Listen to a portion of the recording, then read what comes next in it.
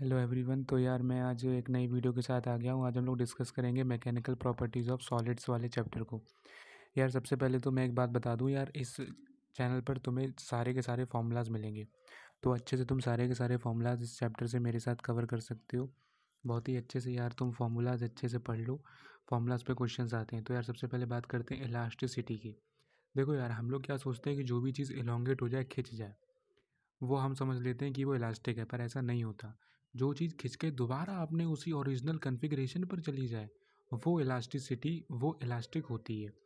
जैसे कि for example, जैसे रबर है, रबर को आप खींचो दोबारा अपनी ओरिजिनल कॉन्फ़िगरेशन पर चली जाएगी, यानी वो इलास्टिक है। बट कुछ चीज़ें ऐसी होती हैं, जैसे मान लो च्युइंगम आप सभी ने खाई होगी, उसको खींच के देखना, दोबारा अपने ओरिजिनल कॉन्फ़िगरेशन पे नहीं जाएगी, तो च्युइंगम इलास्टिक नहीं। उसे इलास्टिक कहना गलत बात है। इलास्टिक चीज़ वो होती है जो एक बार आप खींचो और दोबारा अपने आप वो अपने ओरिजिनल कॉन्फ़िगरेशन पे चली जाए, वो इलास्टिसिटी होती है। अब देखो, स्टील ज़्यादा इलास्टिक होती है रबर से। अब तुम कहोगे यार ये कैसी बात है, क्योंकि स्टील का यंग्स मॉडुलस रबर के यंग्स मॉडुलस से ज़्यादा होता है। अभी आगे यंग्स मॉडुलस के बारे में पढ़ेंगे, ठीक है। अब यार यहाँ पे देखो, स्ट्रेस स्ट्रेस क्या होती है, जो रीस्टोरिंग फोर्स होती है ना per unit cross sectional area पर, उसको स्ट्रेस कहते हैं। यार स्ट्रेस में कोई भी दिक्कत मत लो, जो फॉर्मूला तुम्हारे प्रेशर का होता है ना, फोर्स अपॉन एरिया, वही फॉर्मूला यार भाई मेरे स्ट्रेस का होता है। ठीक है, सिंपल सी चीज़ है। अब देखो यार, यहाँ पे होता क्या है कि वही चीज़ है कि जो रीस्टोरिंग फोर्स लगती है, जैसे मान लो तुमने किसी चीज़ को खींचा, अब वो दोबारा अपने ओरिजिनल कॉन्फ़िगरेशन पे जाएगी, तो वो पीछे की तरफ एक रीस्टोरिंग फोर्स लगाएगी, जिससे कि वो अपने दोबारा ओरिजिनल कॉन्फ़िगरेशन में आएगी। अब यार स्ट्रेस तीन तरह की होती हैं, एक लॉन्गिट्यूडनल स्ट्रेस, एक टेंजेंशियल स्ट्रेस, एक वॉल्यूमेट्रिक स्ट्रेस। मतलब तुम किसी चीज़ को लॉन्गिट्यूडनल खींच रहे हो, तो वो पीछे की तरफ अपने per unit cross sectional area पे रीस्टोरिंग फोर्स लगाएगी, तो वो लॉन्गिट्यूडनल स्ट्रेस हो गई। टेंजेंशियल स्ट्रेस, किसी टेंजेंट पर आपने उसको खींचा, एलोंगेट किया, तो वो टेंजेंशियल फोर्स लगा के अपने ओरिजिनल कॉन्फ़िगरेशन को दोबारा से ऑब्टेन करेगी, तो वो टेंजेंशियल स्ट्रेस हो गई। वॉल्यूमेट्रिक स्ट्रेस जो है, इसमें हम किसी चीज़ को मान लो in terms of volume compress करें, 3D ऑब्जेक्ट्स वगैरह को, तो वो वॉल्यूमेट्रिक स्ट्रेस हो गई। अब इनके बारे में आगे हम अभी डेप्थ में थोड़ा और पढ़ेंगे, ठीक है। अब देखो, स्ट्रेस हो गया clear. Stress is nothing but it is pressure. केवल जो प्रेशर का फॉर्मूला होता है वो याद रखो, वही स्ट्रेस का फॉर्मूला। अब बात आती है यार मेरे भाई स्ट्रेन की। स्ट्रेन में देखो भाई क्या होता है, जैसे मान लो किसी चीज़ को तुमने खींचा, तो उसमें जो खिंचाव हुआ, जैसे मान लो इनिशियल लेंथ उसकी एल थी, खींच के तुमने उसकी लेंथ कुछ बढ़ा दी, यानी डेल्टा एल कर दी, तो जो खिंचाव है वही स्ट्रेन होता है। अब बेसिकली मैथमेटिकल फॉर्म में इसे कैसे रिप्रेजेंट करके लिखते हैं, तो इसको लिखते हैं change in configuration upon original configuration. यानी कि कितना कन्फिग्रेशन में चेंज हुआ, that is delta L. Delta L का खिंचाव आया अपॉन ओरिजिनल कन्फिग्रेशन, मान लो एल है, बस। अब देखो, यूनिट ऑफ स्ट्रेन कुछ नहीं होती, जो मैंने यहाँ लिखा है ना, नो यूनिट से डायमेंशन लेस क्वांटिटी होती। अब जैसे भाइयों यार तीन तरह की स्ट्रेस होती थी, वैसे ही तीन तरह की स्ट्रेन होती हैं, longitudinal strain, tangential strain and volumetric strain. Volumetric strain को हम लोग बल्क स्ट्रेन बोलते हैं, ठीक है, बेसिकली।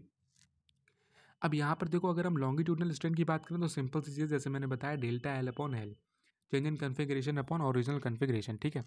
अब यहाँ पर देखो यार, अगर हम टेंजेंशियल स्ट्रेन की बात करें, तो टेंजेंशियल स्ट्रेन हमारे पास में क्या होगा, X upon L equals to ten theta. इसका यार तुम एक बहुत अच्छा एग्जाम्पल अपने घर में प्रैक्टिकल कर सकते हो। जैसे कि मान लो तुम्हारे घर में ऐसे ही बॉक्स रखे होंगे, अनयूजफुल बॉक्स, उनको क्या करना, टेंजेंशियली उन पे फोर्स लगाना, और जैसे बॉक्स की एक लॉन्गिट्यूडनल लेंथ होगी, फोर्स लगाकर उसको थोड़ा दबा देना, उसे थोड़ा कंप्रेस कर देना, तो देखोगे वो अपनी लेंथ से थोड़ा डेविएट हो गया, यानी थोड़ा अंदर की तरफ घुस गया। जो अंदर की तरफ जितना घुसा, मतलब अंदर की तरफ उसका जितना डिस्प्लेसमेंट हुआ जब आपने टेंजेंशियल फोर्स लगाई, दैट इज एक्स, एंड जो उसकी पूरी होल लेंथ है वो है एल। तो बेसिकली टेंजेंशियल स्ट्रेन कुछ नहीं है, E is equals to X upon L is equals to ten theta. जैसे देखो, मैंने नीचे यहाँ पे फिगर भी बनाया है इसका, ताकि आपको अच्छे से समझ में आ जाए। जैसे मान लो एक लंबा सा बॉक्स है हमारे पास, ठीक है, पहले एकदम सीधा है, हमने उसके ऊपर की तरफ टेंजेंशियल फोर्स लगा के उसको थोड़ा थोड़ा उसको अंदर की तरफ कर दिया, टेंजेंशियल फोर्स लगा के, तो ये जो उसकी लेंथ में डिस्प्लेसमेंट आया, that is x, and upon में उसकी पूरी होल लेंथ। अब यहाँ पे देखो, तो एल और एक्स के बीच में बेसिकली ये एंगल बन रहा है, कितना एंगल है, theta. So X upon L equals to ten theta, हम इसे ऐसे करके भी लिख सकते हैं, ठीक है। अब बात आती है यार वॉल्यूमेट्रिक स्ट्रेन की। तो वॉल्यूमेट्रिक स्ट्रेन जो है, वो नाम से पता चल रहा है, तो वो डेल्टा वी अपॉन वी होगा। मान लो किसी 3D चीज़ को हम कंप्रेस करें, तो उसकी चेंज इन वॉल्यूम, यानी उसकी वॉल्यूम में कितना चेंज आया अपॉन उसकी ओरिजिनल वॉल्यूम, तो डेल्टा वी अपॉन वी इसे हम बल्क स्ट्रेन भी बोलते हैं। अब यार बात है देखो हुक्स लॉ की। अब देखो यार हुक्स लॉ में बेसिकली क्या है, देखो हुक्स लॉ को पढ़ने से पहले यंग्स मॉडुलस देख लेते हैं, ठीक है। अब देखते हैं यंग्स मॉडुलस ऑफ इलास्टिसिटी। देखो यंग्स मॉडुलस ऑफ इलास्टिसिटी जो है वो केवल सॉलिड के लिए वैलिड होती है, अभी मैं आगे बताऊंगा। और bulk modulus solid liquid gas तीनों के लिए वैलिड होती हैं। क्योंकि यार देखो ये ना लेंथ से डील करेगी यंग्स मॉडुलस ऑफ इलास्टिसिटी, और लेंथ जो है वो केवल किस में होती है, लेंथ जो है वो केवल सॉलिड्स में ही होती है। अगर आप बात करो लिक्विड में गैसेस में लेंथ नहीं होती, उनमें वॉल्यूम होती है, ठीक है, ये तो बात पता है। तो इस वजह से यंग्स मॉडुलस ऑफ इलास्टिसिटी केवल सॉलिड में होती है। अब जैसे मान लो कोई रॉड हमने उसको खींचा फोर्स लगा के, उसकी इनिशियल लेंथ थी एल, खींच के उसकी हमने लेंथ कर दी डेल्टा एल। तो बेसिकली जो यंग्स मॉडुलस ऑफ इलास्टिसिटी होता है वो longitudinal stress upon longitudinal strain के इक्वल होता है। इस फॉर्मूले को आप याद रखो, ठीक है। स्ट्रेस अपॉन स्ट्रेन, और थोड़ा और अच्छे से डिफाइन करें तो longitudinal stress upon longitudinal strain. इसका जो सिंपल सा फॉर्मूला है वो क्या है, अगर आपको स्ट्रेस का फॉर्मूला याद है, स्ट्रेन का फॉर्मूला याद है, तो इसका फॉर्मूला याद करने में कोई दिक्कत नहीं। स्ट्रेस का फॉर्मूला फोर्स अपॉन एरिया, मैंने बोला स्ट्रेस को एज अ प्रेशर डील करो, और अपॉन में तुम्हारे पास जो लॉन्गिट्यूडनल स्ट्रेन है वो क्या होता है, डेल्टा एल अपॉन एल। तो इसका फॉर्मूला क्या बन जाता है, यंग्स मॉडुलस का एफ एल अपॉन ए डेल्टा एल, ठीक है। डायरेक्ट भाई मेरे, तुम विश्वास नहीं करोगे, डायरेक्ट यहाँ से सवाल आते हैं, ये समझो तुम, ठीक है। इसके बाद यार बात आती है बल्क मॉडुलस ऑफ इलास्टिसिटी पे।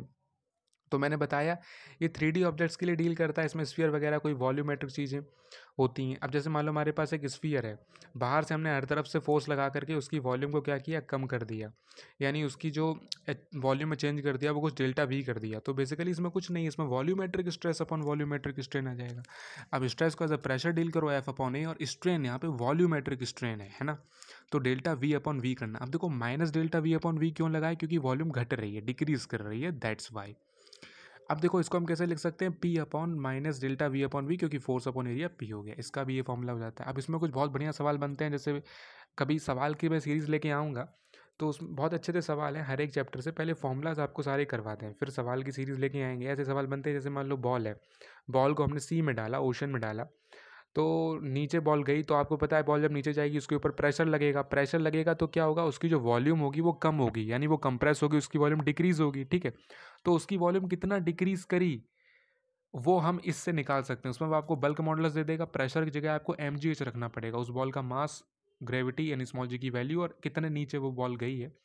अपॉन में वो पूछेगा कितना वॉल्यूम में चेंज हुआ, तो वो डेल्टा वी अपॉन वी आपको बताना पड़ेगा। तो इस तरह के सवाल बनते हैं। मैं आई होप मैंने यहीं पे वो सवाल क्लियर कर दिया, फिर तो कुछ बचे ही नहीं, फिर तो उसमें वैल्यूज डालनी पड़ती हैं। तो बस प्रेशर की जगह mgh रखना है, उसमें बल्क मॉडुलस की वैल्यू वो तुम्हें देगा फॉर अ गिवन मटेरियल, और डेल्टा वी अपॉन वी पूछेगा, वो निकाल देना। सवालों की सीरीज़ होगी तब उसमें और थोड़ा डेप्थ में बात करेंगे। तो ये चीज़ हो गई। अब देखो ये बल्क मॉडुलस सब में लगती है, क्योंकि मैंने बोला ना गैस लिक्विड सॉलिड, मतलब सॉलिड लिक्विड गैस तीनों के पास वॉल्यूम होती है, तो ये सब में मतलब तीनों में लगती है। लेकिन यंग्स मॉडुलस ध्यान रखना, ये केवल सॉलिड में लगती है। दूसरी चीज़, लेंथ एरिया इन सब का कोई फ़र्क नहीं पड़ता यंग्स मॉडुलस पे, ये भी चीज़ याद रखना।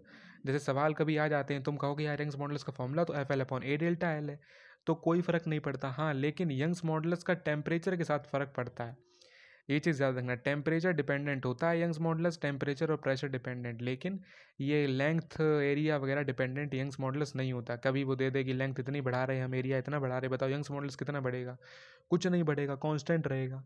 इस चीज़ को याद रखना, बहुत कंफ्यूज करेगा इन सब सवालों में। लेकिन टेम्परेचर बढ़ा दे घटा दे तब ध्यान रखना, तब यंग्स मॉडुलस डिपेंड करता है, ठीक है।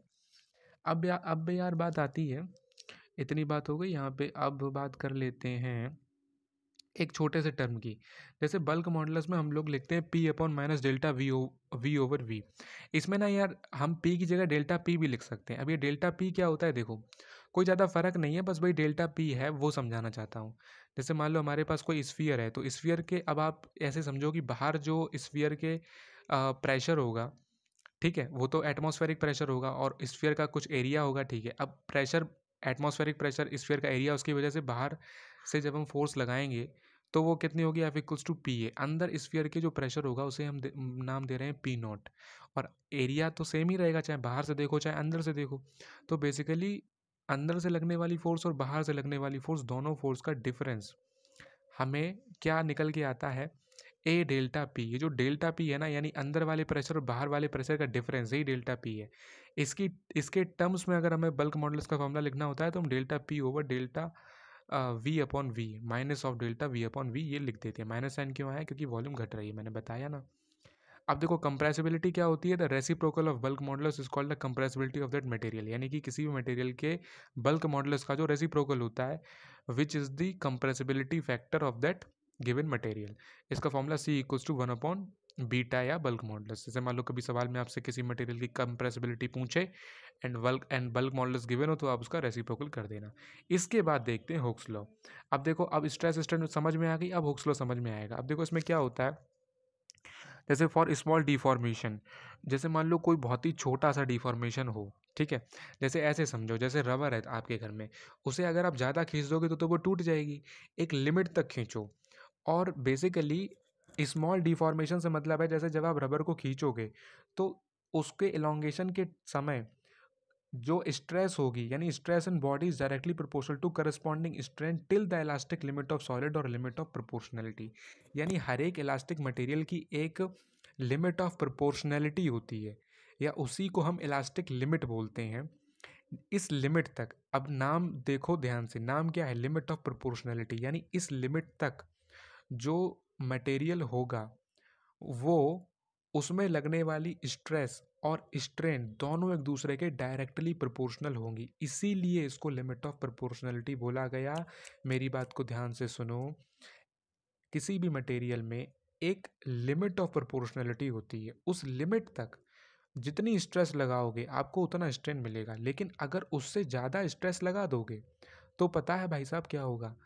तो जो स्ट्रेस होगा वो इतना ज़्यादा बढ़ जाएगा कि वो उस चीज़ को तोड़ देगा और स्ट्रेन एकदम से जीरो हो जाएगी। या फिर कई मटेरियल्स ऐसे होते हैं कि स्ट्रेस ज़्यादा कर दी तो स्ट्रेन जीरो नहीं हुई, बल्कि उनमें उतना ही खिंचाव बना रहा, उतने ही खिंचे रहे।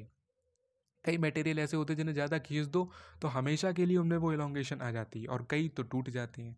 तो यही होता है हुक्स लॉ। अब हुक्स लॉ का फॉर्मूला क्या है कि stress is directly proportional to strain till elastic limit और लिमिट ऑफ प्रोपोर्शनैलिटी, ठीक है। अब इसमें प्रोपोर्शनलिटी का साइन हटता है, इक्वल का साइन आता है, तो एक कांस्टेंट आता है। Stress equals to E times strain. अब ये ई जो है यही स्ट्रेस अपॉन स्ट्रेन है।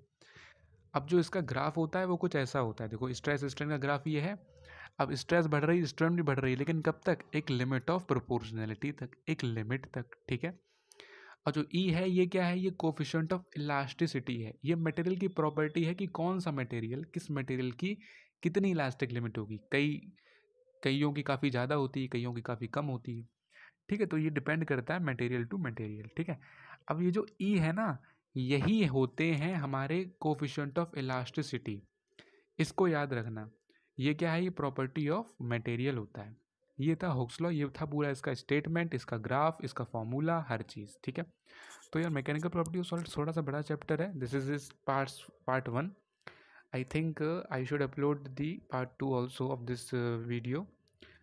So gravitation, Kepler's law, thermal properties of matter, moving charges and magnetism का पार्ट फर्स्ट, ये सारे वीडियोस मेरे पड़े हुए हैं। इसका पार्ट 2 बनाना पड़ेगा। पार्ट 1 में आपने सारे फॉर्मूलाज सीखे यार, इन्हें नोट कर लो, अच्छे से रिवाइज कर लो भाई। डायरेक्ट फॉर्मूला से सवाल आते हैं। मिलते हैं अगले वीडियो में पार्ट 2 में। तब तक के लिए बहुत बहुत धन्यवाद वीडियो देखने के लिए।